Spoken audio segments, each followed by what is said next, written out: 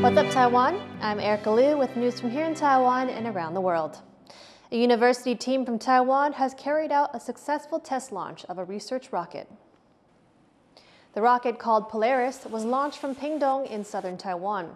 It's meant to carry scientific instruments to space. Backed by Taiwan Space Agency, it's the third in a series of rockets developed locally. The program is aimed at boosting Taiwan's homegrown space industry. Reports of elder abuse have spiked in the last 5 years, leaving welfare advocates asking what can be done to protect older people needing care. John Mentriest reports. These are some of the tens of thousands of senior citizens who suffer elder abuse each year in Taiwan. And Health Ministry statistics show violence against older people is only growing as the country's population ages. Between 2019 and 2023, reports of abuse jumped by 30%. In most cases, the abusers are the victims' children, many of whom have taken on the job of caretaker. And physical violence is only part of the story. The most common form of abuse, at 40%, is psychological. Those who've analyzed this data say the small size of households means the burden of caregiving can fall upon a single child, and that families worried about their reputations will cover up abuse when social workers get involved. Health Ministry officials hope awareness of the issue can at least catch abuse early on. 所有跟老人工作或者是跟老人接触的一般民众或者是相关的服务人员如果都能够有这样的敏感度，我想及早的通报、及早的介入，可能可以降低这样子不幸事件的发生。 Senior citizen welfare advocates say that behind these cases of abuse, there is often economic stress, something that became a particular issue with job losses during the COVID pandemic. There are groups that offer support and basic needs who say their work is helping prevent abuse by alleviating the pressure on poorer households. 可能协助他连接一些工作的资源，好，那或者是让家里可以疏解他的急难所需要的这个，也许是金额，也许是物资，那把这个家庭整个成员都能够支持好了，那这个家庭的危机才能够解除。 But this is a social issue that's not going away. Taiwan is on course to become a so-called super-aged society next year, meaning 20% of the population will be 65 or older. And with that, the number of people needing care and the potential for them to face abuse will only grow. Klein Wang and John Van Trieste for TaiwanPlus. Taiwanese researchers have developed a new technique that stops cancer cells from multiplying. The National Health Research Institute's technique targets specific proteins to block the raw materials cancer cells need to grow. The approach will begin the second phase of clinical trials this year. If successful, it could enable the creation of new drugs that can shrink tumors. 26年来，我们总共有23个候选药物，有11个候选药物已经技术移转给国内跟国外的厂商。我们预估今年应该是有至少3个会进到临床2期。 Over 2 years after the Russian invasion, U.S.-made F-16 fighter jets are arriving in Ukraine. Kyiv hopes that getting these jets into the fight will change the course of the war. Jaime Ocon reports.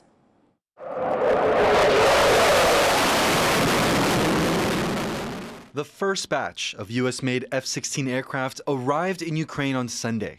And after 2 years of war, the country's president, Volodymyr Zelensky, says they're key to his nation's defense. And some have already been deployed. Можливості нашої ППО, наших сил оборони. Ми часто чули у відповідь слово «це неможливо», але все ж ми зробили можливим те, що було нашою амбіцією, нашою оборонною потребою. А тепер це дійсно реальність у нашому небі. F-16 в Україні. Russian President Vladimir Putin launched an invasion of Ukraine in February 2022, starting a war that continues to this day.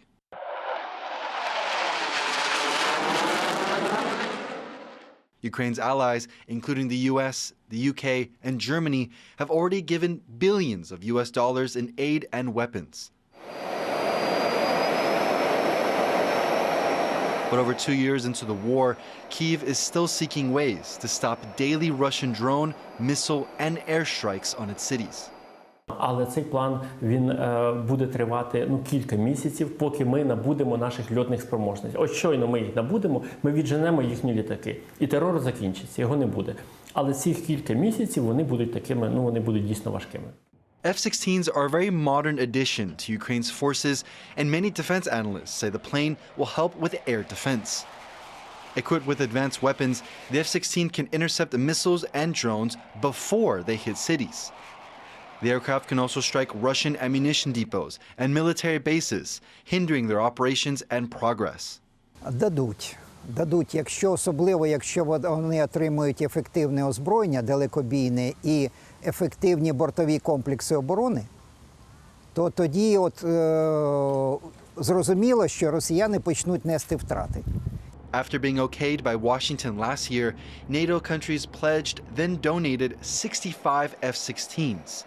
While many people in Ukraine welcome the additional firepower, officials in Russia say they'll have little effect on the battlefield. Здесь нет волшебной таблетки, здесь нет никакой панацеи. И этой панацеи не будет у вооруженных сил режима киевского. И они должны в этом отдавать себе отчет. Появятся эти самолеты, постепенно их количество будет уменьшаться, они будут сбиваться. With the F-16s in Kyiv's hangars, Ukraine is now focused on training more pilots to fly the aircraft. It's a process that takes about 9 months, and it could be a while before Ukraine's F-16s are truly in the fight. Kamashu and Jaime Okan for TaiwanPlus. Scorching temperatures across the planet have cities looking for ways to beat the heat. A team of scientists in London are testing a Mossy solution. Erika Liu tells us more. A London rooftop, home to various types of plants, wildflowers, and solar panels. And just below, the world's largest biosolar research project, focused on studying the development of plants and insects in urban environments. But the planet's ever-rising temperatures have researchers looking for new answers, ways to beat the summer heat through plants and architecture. And they think there is a natural solution: moss. Moss is on a green roof means that roofs will be highly absorptive because mosses tend to absorb about 16 times their weight in water in a matter of minutes. Trees have long been used to absorb heat across cities. Infrared imaging shows just how effective they are. The brighter the shade of white, the warmer that spot is. But moss is a non-flowering plant without roots and can grow easily across large areas. It's known for its extreme adaptability, able to withstand drought and extreme heat while retaining a large amount of moisture, an ideal candidate for green rooftops. The green roofs, the way they reduce the heat is by providing a lot of moisture, a lot of humidity, and they transpire a lot. So the plants transpire, and this is how they cool the heat that normally they suffocate from. And so they cool their surrounding environment by transpiring. Scientists hope moss can grow and thrive in urban environments on its own, and have focused research on 2 perspectives. One of them is, how do we create the right environmental conditions, the optimal environmental conditions for moss to grow on building elements? And we do that through designing surfaces and designing materials.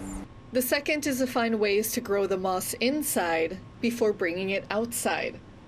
The research on mossy rooftops is fairly new, but as temperatures are expected to continue soaring, scientists say a biocarpeted rooftop will be the way to keep cities cool moving forward. Chris Hughes for TaiwanPlus. Thank you for watching What's Up Taiwan. You can visit the TaiwanPlus website or follow our social media for more stories from Taiwan and around the world. Finally, take a look at these orangutans in a conservation area in Indonesia. They're being protected from rapid urban development. I'm Erika Liu. Take care and see you next time.